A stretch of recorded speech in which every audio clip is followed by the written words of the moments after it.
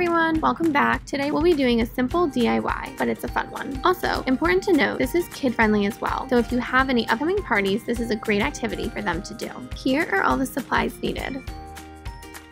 Twist the end of the pipe cleaner around the stem to secure the loop. This will essentially create the bubble wand. Next is the fun part, and where you can really use your creativity. Begin sliding different bead combinations onto the stem of the bubble wand. Continue this until the last bead is about ½ an inch from the bottom of the stem.